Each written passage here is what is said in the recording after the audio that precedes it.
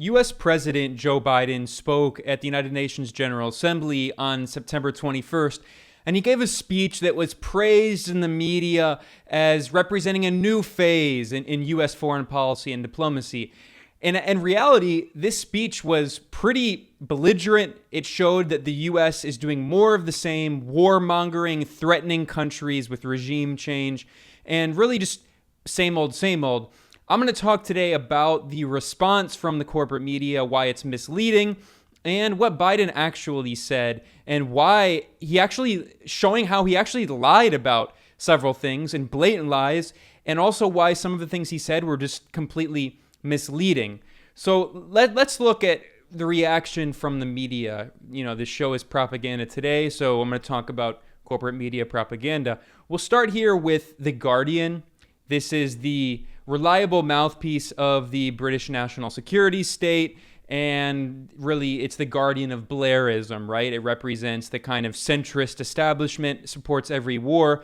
This is saying Biden promises end to relentless war and start of relentless diplomacy. So again, we see part of the propaganda campaign saying that this is a new phase of U.S. foreign policy that eschews war and supports diplomacy. Here is Politico. Biden declares new era of U.S. diplomacy in UN speech. Again, this idea that supposedly he's some kind of huge shift. Here we have the Associated Press. Biden looks to turn page on 20 years of war in UN address. And this gets to one of the blatant lies in his address, which I'm going to reference and mention, and I'll show some video clips from his actual speech. Here's CNN. Biden, we are not seeking another Cold War, which is hilarious, as I'll talk about today. In fact, the Biden administration has only escalated the U.S. new Cold War, not only on Russia, but particularly on China, continuing many of the aggressive policies of the Donald Trump administration, which began with the Obama administration and its so-called pivot to Asia, which is really pivot to war on Asia. So more propaganda in CNN claiming Biden doesn't want a new Cold War. And then here is the French media, France 24. Biden says U.S. entering an era of relentless diplomacy in first UN address. More of the same. Here's Reuters, which is a British mouthpiece. It works with the British government and it was funded by the British government during the first Cold War to spread propaganda against the Soviet Union. At UN, Biden promises relentless diplomacy, defense of democracy. So you get the idea. Pretty much every major corporate media outlet went with this idea that Biden's speech represented a new phase, that Washington is supposedly ending its decades of commitment to regime change wars and coups and military occupations and bombing and all of that nonsense. I mean, that's of course nonsense. I mean, the U.S. under Joe Biden has continued all of those policies, and I'm going to look at some parts of his speech and show how he's simply lying. And while the press, the stenographers in the media just repeat whatever Biden says, they don't actually interrogate what Joe Biden does. And we see this repeated again and again and again, where a U.S. president or a top U.S. official will say something rhetorically, and then the corporate media will take what that official said as if it were fact. The media will portray it as unquestionable fact, and if you challenge it, you're a conspiracy theorist or you're crazy. But all you have to do is look at the incongruity between what U.S. officials say and what they actually do. Because while Biden claims that he is ending this era of relentless war, and I'm glad he admits that it's relentless war, he's actually not ending that. He's saying that he's going to end it, but he's not. So here is the relevant section from the speech. It's pretty incredible with the brazen lie. So here's what Biden said at the United Nations on September 21st. I stand here today for the first time in 20 years with the United States not at war. We've turned the page. I stand here today. All right, here's Biden. I stand here for the today for the first time in 20 years. The United States is not at war. We've turned the page. We have turned the page. Incredible lie. I have to begin with this because this specific segment in the UN speech is getting a lot of attention. His UN speech was 30 minutes, but of course, as with any speech, there are certain segments that are sliced out and amplified in the media. This is a blatant lie. I mean, there's no other word to describe it. It's a blatant, bald-faced lie. Fake news. Biden himself, since coming into office in January, has repeatedly bombed Syria and Iraq. He has also bombed Somalia. And, of course, this isn't to mention the strikes on Afghanistan. We'll see if those continue. The U.S. has withdrawn its forces, but has threatened and was trying to find a base to continue drone strikes. Actually, the U.S. was trying to convince Pakistan to allow the CIA to keep its drone bases in Pakistan in order to launch strikes in Afghanistan. And interestingly, Islamabad, the Pakistani government, rejected those offers. And this isn't to mention the role of the U.S. in supporting the horrible scorched earth war, the extermination campaign in Yemen, launched by Saudi Arabia with the total backing of the United States. The Biden administration claimed that it ended that war, but has very much continued that war. So this is just a blatant lie. And by the way, I want to remind Biden that U.S. wars don't just go back 20 years. What about the war in Vietnam? The other wars in Southeast Asia, including Cambodia and Laos. The first war in Iraq in 1991. The wars in Yugoslavia in the 1990s. The invasion of Grenada, the invasion of Panama, the CIA wars, dirty wars in Central America, the Korean War, another kind of genocidal scorched earth campaign. So the Biden administration is, again, just using this nice language of peace and diplomacy, and we're turning a new leaf, but it's all cynical PR. It's marketing, and we have to be able to look past that. So here are some other examples of ridiculous claims in his speech, and this is a threat. I just want to say this clearly. In his speech, Biden singled out all these countries. I'll play the clip here. On the front lines of this struggle in Belarus, Burma, Syria, Cuba, Venezuela, and everywhere in between. Okay, so in this segment of his speech, Biden is talking about all of the so-called human rights activists and so-called independent journalists, i.e. regime change activists and disinformation agents who are supported by the United States, supported by U.S. government CIA cutouts, like the National Endowment for Democracy, like the U.S. Agency for International Development, USAID. In what countries? Belarus, Burma, that's the colonial name for Myanmar, Syria, Cuba, and Venezuela. All of those are, of course, it goes without saying, targets of U.S. regime change operations. I don't need to remind people that for years, not just since Trump, for years, the U.S. has been trying to overthrow the leftist Chavista government in Venezuela. For decades, the U.S. government has been trying to overthrow the government in Cuba, the revolutionary government, and for 60 years has imposed a murderous blockade. For a decade now, the U.S. has been waging a horrible, dirty war against Syria, which the Biden administration is very much continuing and militarily occupying Syrian territory. And as I reported, the head of the Biden Pentagon desk, Dana Stroul, boasted that the U.S. military, quote, owns 1/3 of Syrian territory, including the strategic areas that have the majority of the hydrocarbons, that is oil and gas, the fossil fuel reserves, and also the wheat reserves.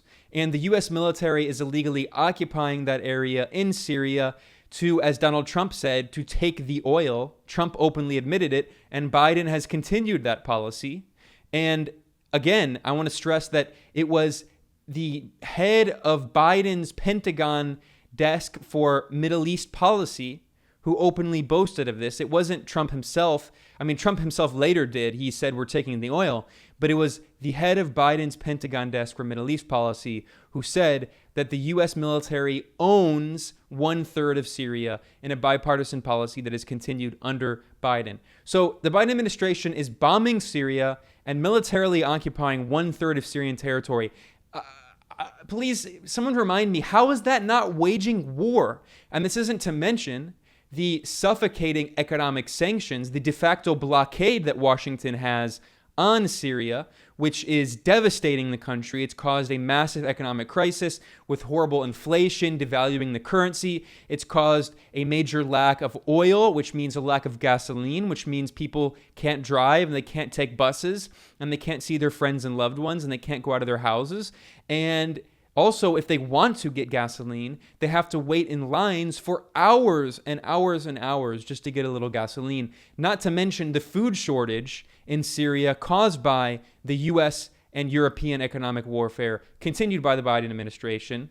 And then we have, of course, Myanmar, and my colleague Max Blumenthal and I have done an episode over at our show Moderate Rebels focused on U.S. meddling in Myanmar, and how the U.S. is trying to prevent Myanmar from participating in China's Belt and Road Initiative and trying to sabotage Chinese infrastructure projects. And the U.S. is supporting the creation of a so-called parallel government, which is waging war against the military-controlled government in Myanmar. The military took over the government in a coup, and the U.S. has been trying to overthrow the military government to reinstall its assets that the U.S. created and trained and funded over many decades in Myanmar to undermine China.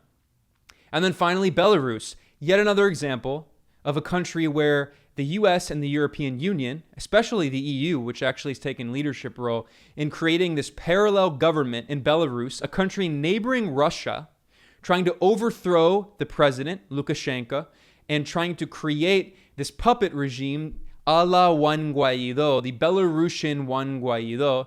Chikhanouskaya is her name, who is based in Lithuania, not in Belarus, and also Poland. She goes back and forth. And she's a total neoliberal, empty slate who will just do whatever Washington and the European Union wants her to do. So in his speech, Biden is indirectly, but it's very clear, threatening Belarus, Myanmar, Syria, Cuba, and Venezuela. So this is not a new era of diplomacy. The Biden administration might be a little more diplomatic and careful with its word choice than Trump was, who was a brute, who was monstrous, who just went out to the United Nations and went up on the pulpit and threatened countries with destruction like North Korea and Iran and all of that. Of course, the Biden administration is a little more strategic in its use of language, but at the end of the day, it's much more continuity than change between Biden and Trump. And I say that term, more continuity than change, because that is a reference to what former CIA Director David Petraeus said about the Trump administration's foreign policy.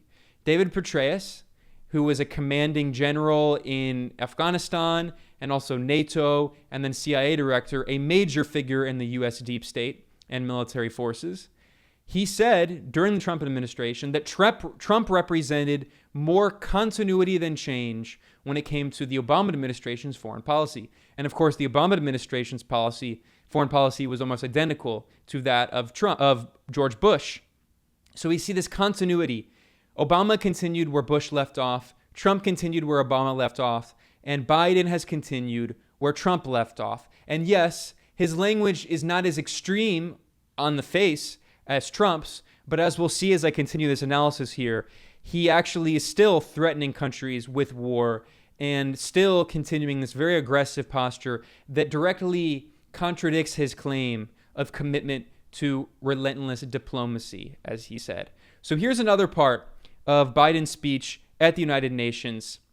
He called NATO, that is the Nazi arming and training, the North Atlantic Treaty Organization, which destroyed the country of Libya, destroyed the central government of Libya in 2011, which destroyed Yugoslavia as a country, not just the government. It broke up Yugoslavia in multiple regime change wars, supporting far-right sectarian secessionists, including extremist Islamist elements in the KLA, who actually were involved in human trafficking and trafficking organs and the drug trade, and allied with Salafi jihadist extremist groups.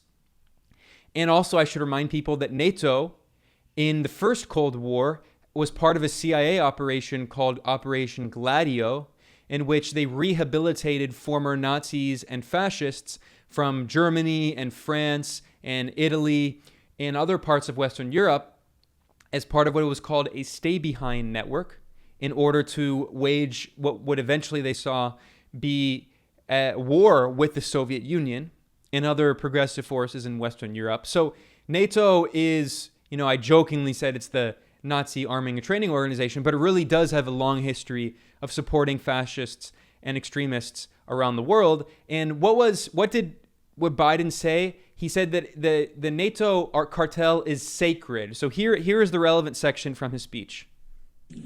We have reaffirmed our sacred NATO alliance to Article 5 commitment. We're working with our allies toward a new strategic concept that will help our alliance better take on evolving threats of today and tomorrow. All right, a few things to respond to there. I mean, first of all, what does it mean to be sacred? I mean, it's like this is a celestial religious organization. No, it's a military alliance. Even at the end of the day, aside from the fact this is the blunt arm of U.S. militarism and imperialism, it's a military alliance. It's not sacred. It's absurd. But when he said, what the language he used there is very specific. And for the knuckle-dragging stenographers in the corporate media who can't see anything past their nose and don't know any facts outside of what's fed to them by the Pentagon and the State Department, and don't know any history before what happened on January 20th, 2016, which is apparently when history began, when Trump was elected. Well, I want to remind people that there are other countries in the world outside of the United States and Western Europe, and when Biden makes claims like these, they are listened to very carefully by foreign governments. And what Biden said is he reaffirmed NATO's Article 5. What does that mean? That is the so-called Article on Collective Defense. That means that if any member of the NATO military cartel is attacked by another country, then all of the members of the NATO military cartel have to respond to defend that country. So what is he really saying there? He is threatening Russia. It's very clear. What he said was a threat to Russia. Now, if you read the AP and the Guardian and all those media outlets that love Biden and can never say anything critical of him, well, until he withdrew from Afghanistan, that is. If you read those media reports on his speech, of course, they won't mention the implications of what Biden said. It's not as explicit as Trump saying, fire and fury, we're going to bomb the hell out of you. But it's still a threat to Moscow. He's saying that if there is a conflict, specifically he's referring to Eastern Europe. He's referring to the Baltic states, which are NATO puppet regimes. That's Lithuania, Latvia, and Estonia. Biden is also, of course, referencing Poland with a far-right theocratic government, which is also a kind of NATO and EU client regime, and eventually Ukraine. And there's been a campaign since a US-backed coup in Ukraine in 2014 to bring Ukraine into the NATO military cartel, which means that the conflict in eastern Ukraine between Russian separatists backed by Moscow and forces backed by Ukraine and by the European Union and NATO, including Nazis, by the way, the Nazi Azov battalion, trained by the U.S. and armed by the U.S. and Canada, the lovable democracy supporters supporting Nazis in Ukraine. Anyway, the point is that Biden is saying that if Ukraine becomes a member of NATO, which could potentially happen in the next few years, especially if his State Department under Antony Blinken get their way, and they've wanted Ukraine to join NATO for a long time, then what Biden is saying is that the U.S. is threatening war with Russia because of Article 5 of NATO. So, again, not very peaceful, but of course, this is the language that is so normalized. Every president says it. It's bipartisan. So corporate media outlets, they don't even think about it. They turn their brain off when they hear that. It's like reciting... It's like, I was raised Catholic. It's like reciting oh man, I'm a bad Catholic. I don't believe in it. I'm not Catholic, but what is it? Rosary. It's like reciting the rosary. You don't even think about it. You just say the words and it's part of the meditation. So Biden threatens war with Russia. Biden threatens overthrowing Belarus and Cuba and Venezuela. And people don't even think about it. It's part of their their sacred, if you will, recitation of these same talking points over and over again, which are just taken as unquestionable. All right, so here's another section from his speech that I want to address, which is, again, incredible hypocrisy. So Biden mentioned, he had the gall to mention Yemen. So here is the relevant section of his speech. And it is really incredible hypocrisy. This is Biden speaking at the United Nations.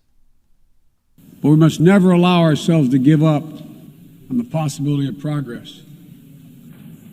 We cannot give up on solving raging civil conflicts, including in Ethiopia and Yemen.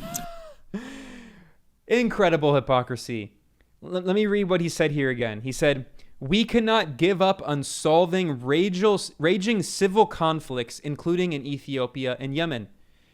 Both of those are conflicts directly fueled by the United States and by Joe Biden, by the United States government. And this has, of course, been a bipartisan policy. Well, Ethiopia is pretty new, but the war in Yemen, I'll start with that. This is, for me, some of the most incredible hypocrisy in Biden's speech. The Biden administration claimed that it was going to end the war in Yemen, which began on March 25th, 2015, under the Obama administration, not Trump, under the Obama administration. And Saudi Arabia and also Qatar at that time was part of this alliance, and the United Arab Emirates and Sudan. And with Colombian mercenaries, they began attacking Yemen, the poorest country in West Asia, bombing the hell out of it, with a scorched earth campaign, intentionally targeting civilians, including funerals, doing double and triple tap strikes, massacring thousands and thousands of civilians, waging a scorched earth campaign, destroying food production and agriculture in Yemen to starve as many Yemenis as possible, creating the worst humanitarian catastrophe on earth. Again, this was an intentional, man-made crisis, the worst humanitarian catastrophe on earth, on the verge of famine, tens of millions of people on the verge of dying, and it was totally supported by the United States and Britain, and with bombs dropped by Saudi Arabia technically, but from planes that were sold by the U.S. and Britain, and the missiles themselves were made by U.S. and British companies, and the Saudi military had U.S. and British military advisors in the command center with a list of all the targets. So this is a U.S. war and also a British war that has been waged in Yemen. It is not a civil conflict, as Biden says. It's especially not a civil conflict because it's Saudi Arabia bombing Yemen. That is by definition not civil, but we see Biden using an age-old imperialist tactic, trying to portray a conflict that the U.S. is fueling as civil. They talk about the Syrian civil war, even though it's involved over a dozen countries. And similarly, the war in Yemen is not civil, and the war in Ethiopia, as we'll see in a moment, is not civil either. But I want to talk specifically about his claims on Yemen, because this hypocrisy is absolutely incredible. So when Biden came into office, he claimed that he was going to end the war on Yemen. This was in February, a few weeks after he came in. Here's Reuters, again, the reliable mouthpiece of Western governments. Biden ends U.S. support for Saudi Arabia and Yemen, says war has to end. Now, that is, of course, what he said, but again, we see an example of how corporate media outlets report what U.S. officials say as if it were fact, when in reality, it's pure rhetoric, and their actions directly contradict what they say. Here is neoliberal Bible Vox.com, which is certainly no critic of Joe Biden. They're some of Biden's biggest supporters. This is in April. So this is a few months after Biden made the claim in February that he was going to end the war. Now, what I just said actually is misleading. He didn't say he was going to end the war. Let's go back and look at what Biden said. Biden said in his February speech he was going to end U.S. support for Saudi offensive operations. But the very nature of the war is offensive. So what did that even mean? It meant nothing. It was marketing. It was PR to claim that the U.S. was ending the war in Yemen when actually it wasn't. Here is Vox.com, one of the most reliable supporters of Democratic Party politics, of neoliberal economics. They have received funding from Walmart. And, of course, they are a staunch pro-imperialist website. And even they admit the U.S. is still helping Saudi Arabia in the war on Yemen. So here we go. They correctly report that Biden only announced he was ending U.S. support for so-called offensive operations, even though all of the operations are offensive, and that instead that he was going to support and help Saudi Arabia defend its sovereignty, which is hilarious because Saudi Arabia is the one that initiated the war and is bombing the hell out of its southern neighbor. But as even Vox has to admit, the obvious fact to anyone who knows the basic reality on the ground in Yemen, Vox admits there's just one problem. The line between offensive and defensive support is murky, and critics argue even the limited support the U.S. is providing still helps Riyadh carry out its offensive bombing campaign in Yemen. That is absolutely right. And they add, the U.S. continued to provide logistical and intelligence support for the Saudi war effort and planned to sell billions in advanced weapons like precision-guided missiles to the Saudis. So in reality, the U.S. under Biden has continued directly fueling this war in Yemen. Biden claims he wants to end it in his UN speech. It's pure rhetoric. It's marketing. And he knows, as all U.S. officials know, that the stenographers and the media will just reiterate exactly what he says. They're his water boys. They won't challenge what he says. They won't look critically at what he says. But it's a lie. He claims that the U.S. is entering a new era opposing war, but the U.S. is supporting this war in Yemen that has killed hundreds of thousands of Yemenis, that unleashed the largest humanitarian catastrophe on earth, that brought cholera back to Yemen. While he talks about COVID and the pandemic, which is important to fight, of course, he at the same time has directly fueled this war that led to the rise of the cholera epidemic in Yemen. So again, incredible hypocrisy. If you don't believe me, here is one of the most reliable mouthpieces for war and empire in Washington, the Brookings Institution, funded by Western governments, by Gulf dictatorships, especially Qatar, and funded by the arms industry and the fossil fuel industry. The Brookings Institution is one of the most reliable mouthpieces for the bipartisan foreign policy consensus in Washington. It supports every war religiously. It supports every regime change operation. It helps to create new wars and regime change operations. Even the Brookings Institution has to acknowledge the undeniable fact that the Biden administration has continued waging war in Yemen. They say that Biden claimed that he was going to end the war, yet almost 8 months later, little has changed, the Brookings Institution says. And these are people who are not, and by any stretch of the imagination, outsiders. They're in the Washington bubble. They say, unfortunately, Biden's approach is fatally flawed. The president said he would end U.S. support for offensive operations in Yemen, yet the Saudi-led war, and they say Saudi-led, I hate that term, it's the U.S.-Saudi war on Yemen, by definition, is an offensive operation. Alleluia. Finally, people recognize what's actually happening. Saudi Arabia is bombing and blockading another country, its southern impoverished neighbor, of course, Yemen.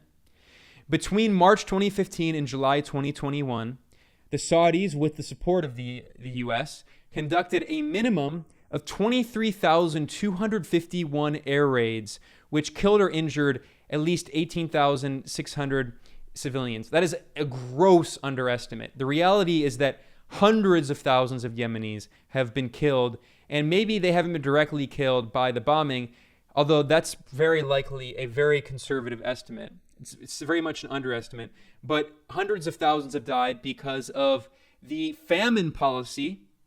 That is, that the U.S. and Saudi Arabia have been using hunger as a weapon to try to break the will of the Yemeni people. So this is just admitting the obvious. So here's another fact. The second crucial flaw in Biden's approach is that he did not call for an immediate end to the Saudi blockade of Yemen because the U.S. supports it, of course. The blockade primarily blocks fuel from entering the Houthi, that is the northern Yemeni government, that in which the Houthi movement, known as Ansar Allah officially, is the majority of the government, but it also includes other parties and players. So the Saudis also prevent the use of the Sana'a International Airport. But as they point out, an obvious fact, blockades cannot be defensive. By definition, they are offensive operations. and therefore U.S. involvement should have ended following Biden's declaration, but it did not. The U.S. tacitly cooperated with the blockade by not challenging it, and the U.S. Navy occasionally announces that it has intercepted smuggled weapons supposedly from Iran, suggesting a more active role than the administration admits. So here we go. Again, more proof that the U.S. government did not, under Biden, actually end support for the war in Yemen. It has continued fueling this war, which Biden claims he wants to end in his UN speech. It's a lie. So now they claim that the Houthis do this as well, which is dubious. I would contradict that. But definitely, the U.S. Saudi forces use starvation as a tactic. That has been confirmed again and again, from the intentional targeting of agriculture and food production in Yemen, as I have reported with the expert on Yemeni agriculture, Martha Mundy, has done great research on this, showing how with U.S. and British support, Saudi Arabia was intentionally bombing agriculture in Yemen. Biden has continued that. Here they say explicitly, by not insisting the blockade cease, Biden not only contributed to the humanitarian catastrophe in Yemen, he signaled that the blockade constitutes an appropriate condition for negotiation.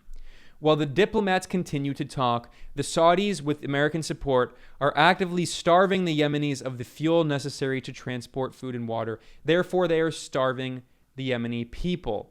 So none of that, of course, mentioned in Biden's speech at the United Nations. He claims he wants to end the war in Yemen as if it's some intractable conflict that he has no influence over. But he is the main factor in continuing this borderline genocidal war in Yemen. It's funny, in his speech, he used the word genocidal to refer to so-called genocidal dictators, never mentioning, of course, the genocidal dictators the U.S. props up in Saudi Arabia and the genocidal war the U.S. is supporting in Yemen. And this gets me to the other part of what Biden said when he mentioned Yemen here.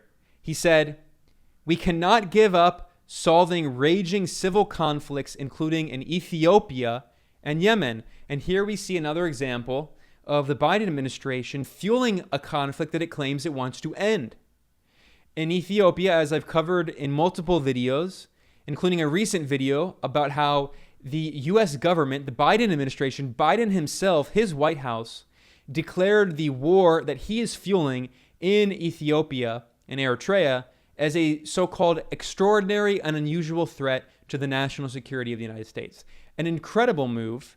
He also declared a state of emergency with regard to Ethiopia and Eritrea, countries way over across the ocean in Eastern Africa that in no way remotely actually threaten actual national security in terms of the American people. But we see once again, Biden claims he wants to end this conflict as if he had no influence in it. But the reality is that the Biden administration, and specifically the State Department under Antony Blinken, a unrepentant warmonger, they have continued fueling this conflict by supporting the so-called Tigrayan People's Liberation Front, the TPLF, which started the war in Ethiopia in November of 2020 on November 4th by launching an attack on the central government in Ethiopia, creating a civil war which forced the government to respond. And then the government responded, and then the U.S. and the TPLF and their allies in the corporate media portrayed the Ethiopian government as the aggressor, even though it was the U.S.-supported TPLF that initiated that aggression. And now the Biden administration, I confuse them because they're so similar. Now the Biden administration has imposed sanctions on Eritrea and is on the verge of levying more sanctions, that is economic warfare, against Ethiopia as well, using the state of emergency that Joe Biden himself signed, his name and signature on there. It's an executive order from his White House.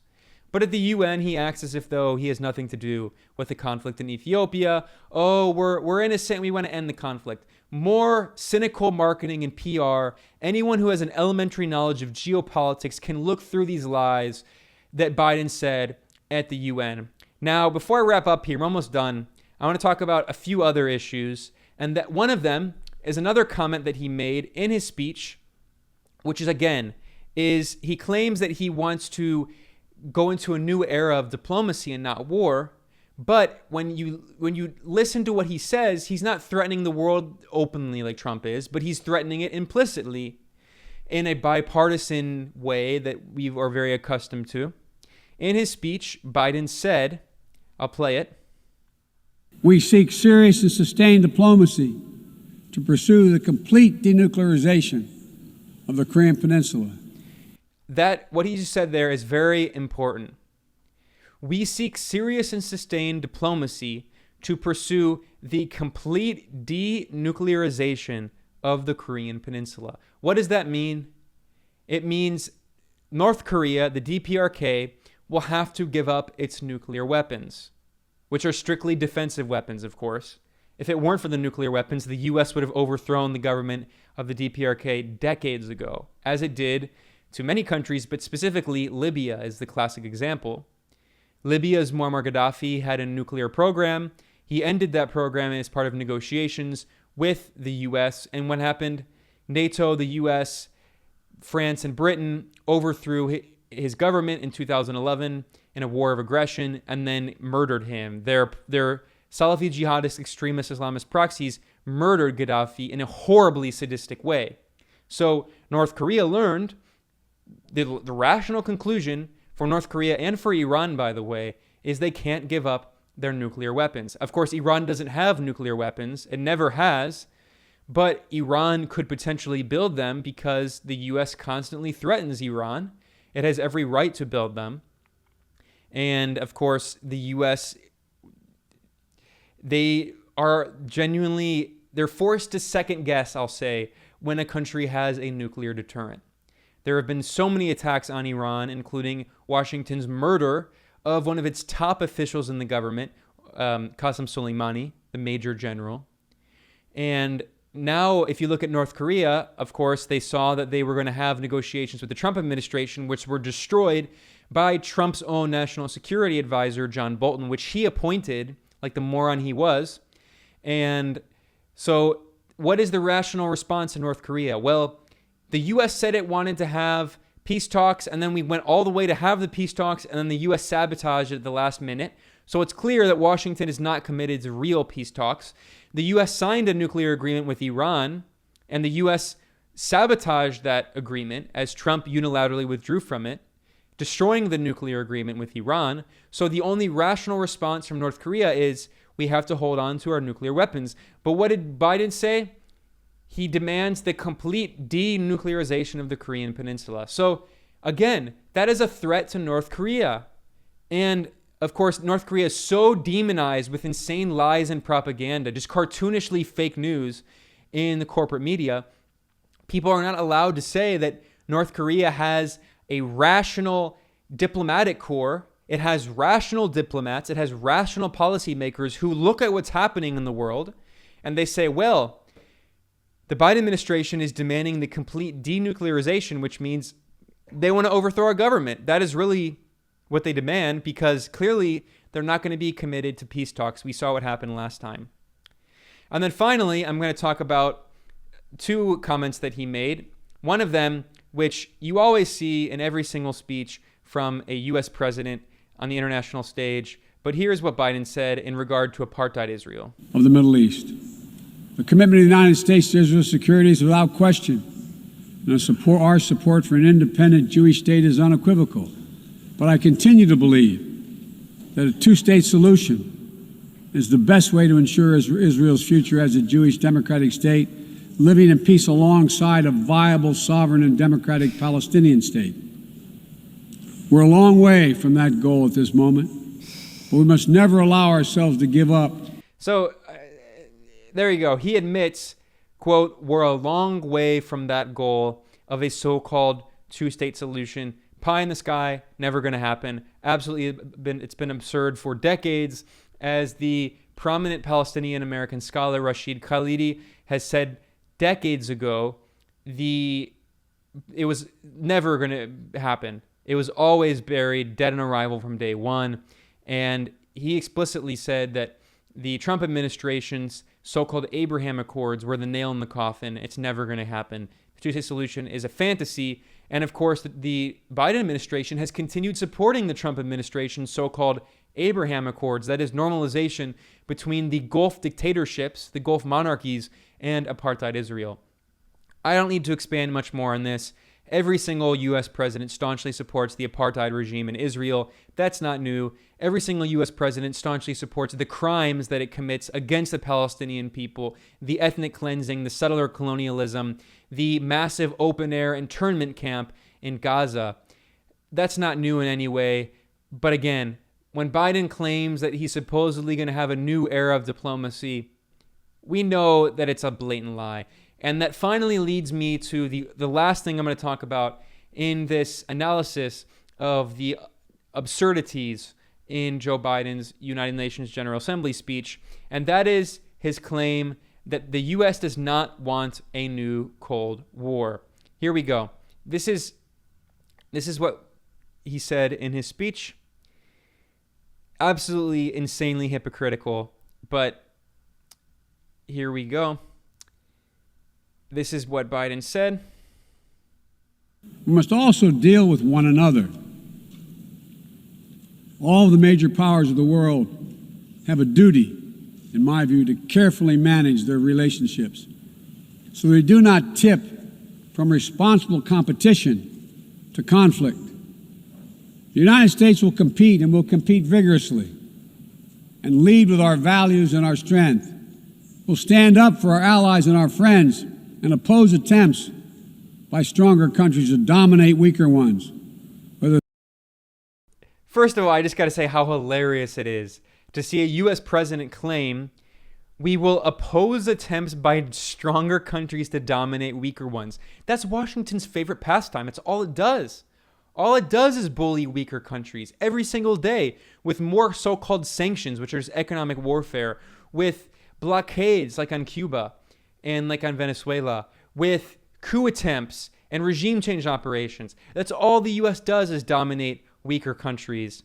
But anyway, absolutely insane, but let me continue listening to this ridiculous hypocrisy.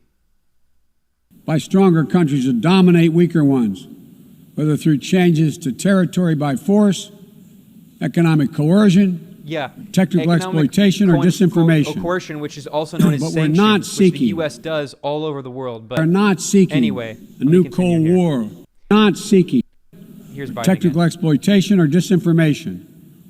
But we're not seeking, say it again, we are not seeking a new Cold War or a world divided into rigid blocks. Insane. Insanely dishonest. Insanely dishonest. The U.S. claims we are not seeking a new Cold War or a world divided into rigid blocks. That is exactly what every single U.S. president has done for decades, going back to George W. Bush, now who is beloved, the war criminal who is beloved by the Democratic Party, who recently met with Biden, and he was the one who said, you're either with us or against us. That is still U.S. policy. It has been U.S. policy for decades. The Biden administration says it doesn't want a new Cold War, yet mere days before Biden gave this speech at the United Nations, Biden announced the creation of AUKUS, AUKUS, that is Australia, United Kingdom, United States. What is this alliance? It is an alliance for war on China. That is explicitly what the alliance is. It is an alliance for war on China. And the U.S. claims, Biden claims in his UN speech, they don't want a new Cold War, even though he's done everything he can to expand the new Cold War. And it's insane in his speech. It's so dishonest. He acts as though China is the aggressor, as if China is the one that wants the new Cold War, when it's been Washington at every stage, going back not just to Trump, but to the Hillary Clinton State Department and the Barack Obama administration that announced its so-called Asia pivot, which is a pivot to war in Asia, specifically a war on China. And we keep seeing this term used again and again, the Indo-Pacific. In his speech, Biden talked about the importance of the Indo-Pacific region. So here we go. I'm going to play this clip here because it's important to understand the strategy of the U.S. foreign policy. Is still the best way to deliver for all of our people. And as the United States turns our focus to the priorities and the regions of the world, like the Indo-Pacific, that are most consequential today and tomorrow. We'll do so with our allies and partners. So notice here that Biden said, as the United States turns our focus to the priorities and the regions of the world like the Indo-Pacific that are the most consequential today. Note, he didn't mention any other consequential and strategic regions of the world. He only mentioned the so-called Indo-Pacific. This is a term that has been used more and more since the Hillary Clinton State Department declared the Asia pivot, that is war with China, under the Obama administration. The Indo-Pacific region has become more and more. It's this idea, the Indo-Pacific, the U.S. wants to dominate and control the Indo-Pacific. When they say that, it's because they recognize that the heart of the new Cold War, the conflict is not going to be taking place necessarily in Western Asia, that is the so-called Middle East, where the U.S. has been waging these horrible wars of aggression, these imperialist wars that have killed hundreds of thousands of people in the past 20 years of the so-called war on terror. Rather, he said it very clearly there in his UN speech, the U.S. is moving the locus of imperialism from Western Asia to the so-called Indo-Pacific region. That is South Asia, so India and Pakistan and Nepal and Bangladesh. That is also Southeast Asia, Vietnam, Cambodia, Laos. We saw Kamala Harris took a disastrous trip to Vietnam and gave a horrible speech in which she threatened China and, in fact, really embarrassed the Vietnamese who were trying to take a position maintaining good relations with China. And also, Kamala Harris, in her recent visit to Vietnam, the U.S. Vice President laid a wreath to a monument commemorating the neoconservative Republican Senator John McCain, who waged war on Vietnam. So talk about being, being unprepared as a diplomat. She actually praised and honored the neoconservative U.S. senator who bombed Vietnam and was shot down during the war in Vietnam. Allegedly, John McCain was bombing civilian infrastructure, including a light bulb factory in Vietnam. So we see the maladroit so-called diplomatic moves of the Biden administration threatening China in Vietnam, which, by the way, only encouraged Vietnam to improve its relations with China. And afterward, there were discussions between the top Vietnamese leadership and the top Chinese leadership, including the Chinese foreign minister. So the Biden administration is pivoting to war in Asia, the Indo-Pacific region. Well, it claims it doesn't want a new Cold War. And then finally, that brings me to what I mentioned with AUKUS, A-U-K-U-S. This is an alliance for war on China.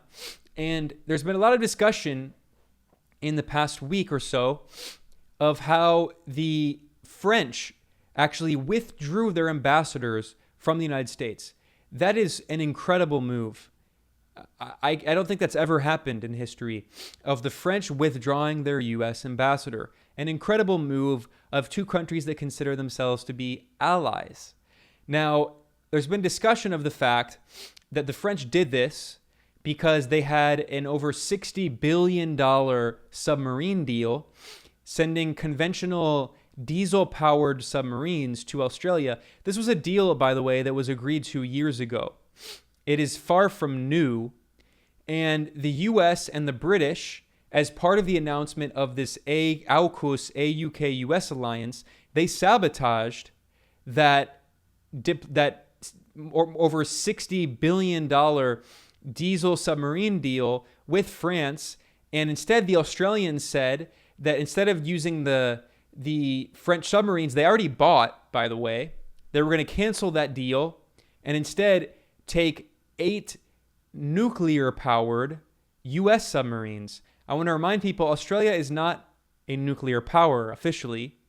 So, of course, to China, this was a majorly threatening move. Washington and London are saying they're going to give nuclear technology, not necessarily arms yet, but nuclear submarines to Australia, which, of course, could begin the step toward Australia acquiring nuclear weapons, which is a direct threat to China, its neighbor, and Australia's largest trading partner. And also, this insane move was a clear sign to Japan, which has been remilitarizing as the right-wing forces have been taking control in Japan. And they've been trying to rewrite the pacifist constitution and eventually obtain nuclear weapons of their own in Japan.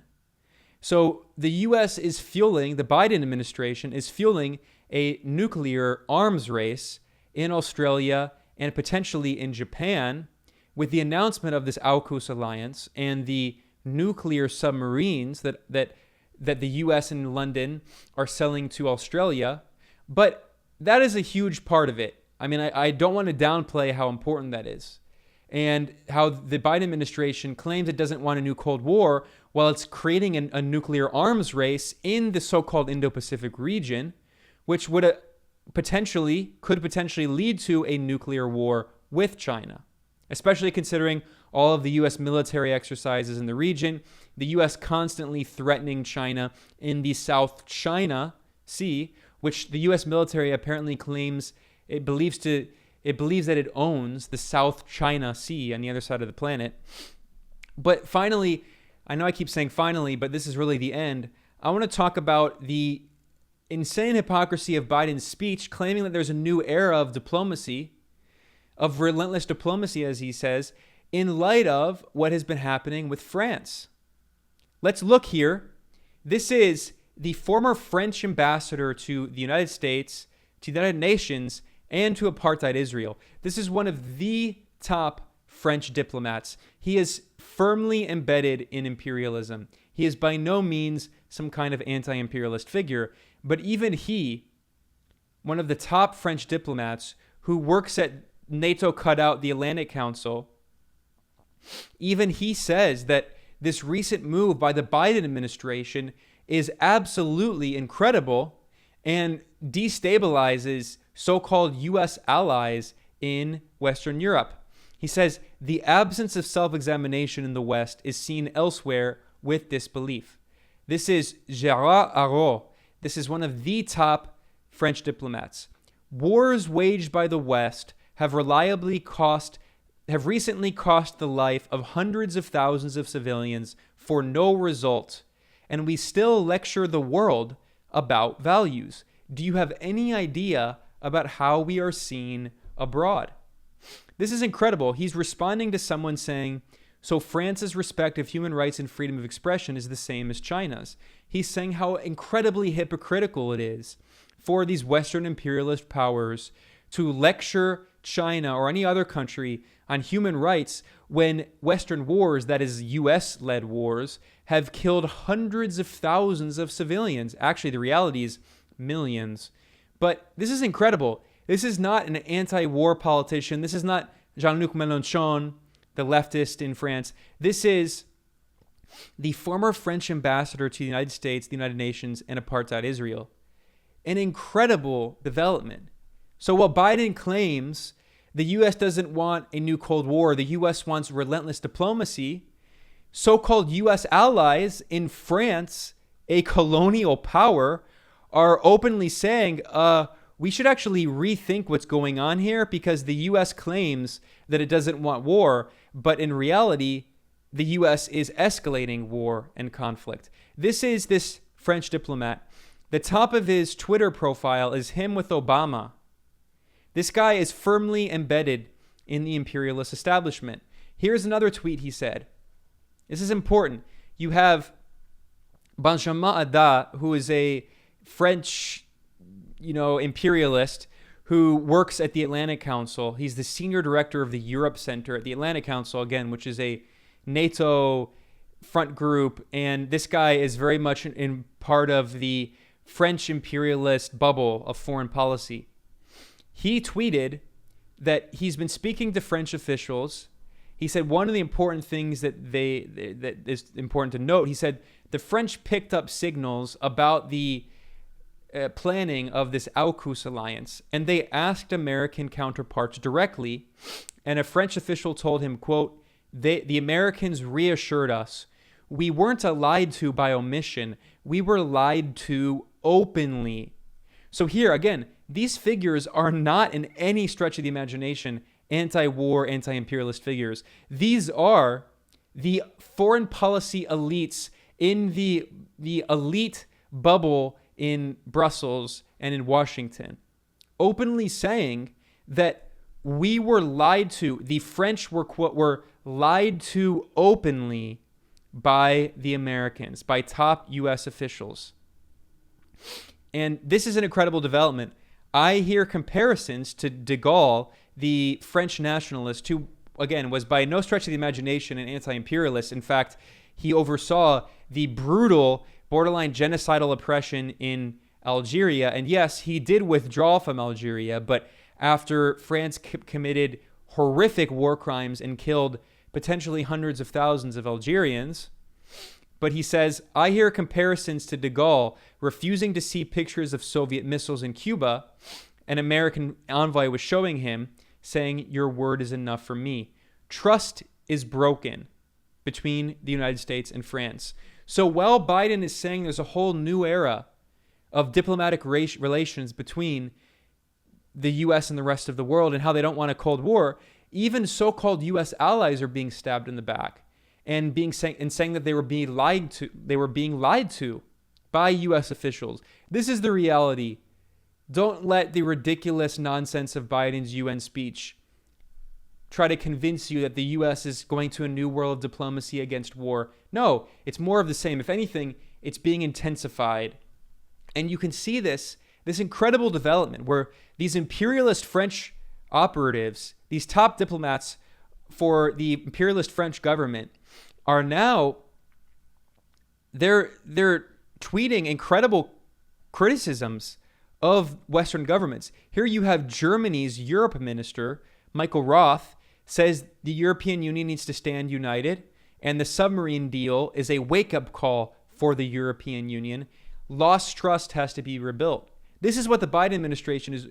They're actually, ironically, they say they don't want a new Cold War, but they're ironically threatening their own so-called allies, breaking up the imperialist alliance that they need in that new Cold War. It's pretty incredible. So here again, this is Gérard Araud, the major French diplomat. We were offering diesel submarines because Australians demanded them. We could have provided nuclear-powered ones since ours are all nuclear. This is not about the submarines. So we even see these stenographers on NBC, these propagandists, talking about how incredible this major crisis is between French imperialism and U.S. imperialism. So you shouldn't believe anything that Biden said in his speech at the United Nations. Finally, this is the spokesman for the Ministry of Armed Forces in France. The spokesman for France's Ministry of Armed Forces.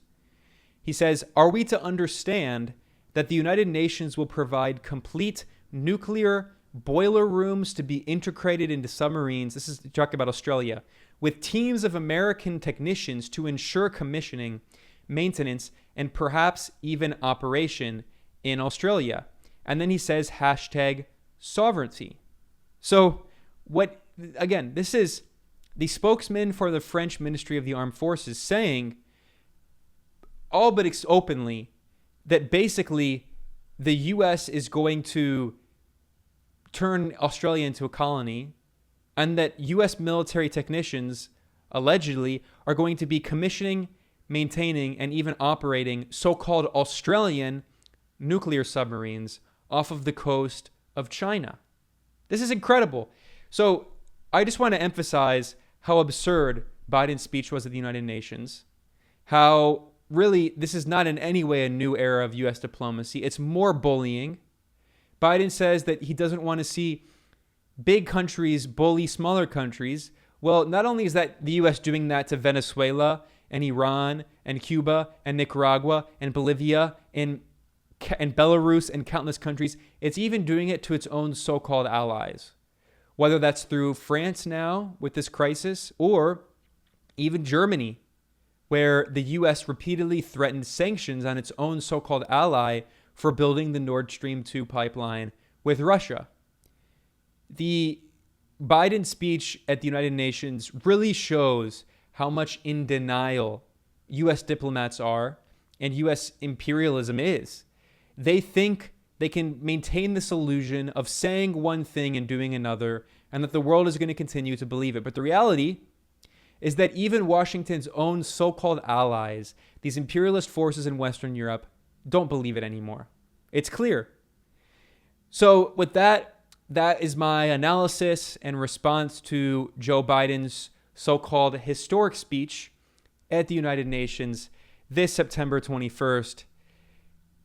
The hypocrisy really can leave you speechless at some times. But, of course, for those complaining of the length, obviously I wasn't speechless here. This was over an hour or so. I apologize for the length, but there was a lot to say about his comments on North Korea and Israel and Ethiopia and Yemen and Belarus and Cuba and Myanmar and Venezuela and the sacred NATO alliance, and his fanciful, hilarious claim that the U.S. is now ending wars and that for the first time in 20 years, the U.S. is not at war. No. The U.S. is still bombing multiple countries, occupying multiple countries, waging economic war, orchestrating coups d'etat, and carrying out a new Cold War, escalating a new Cold War. And we all need to be vigilant, and we need to be informed, and we need to say no. So thank you for listening. This is Propaganda Today.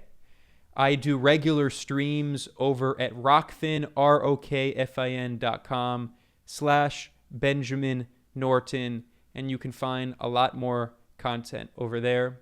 Thanks for watching or potentially listening, and I'll see you next time.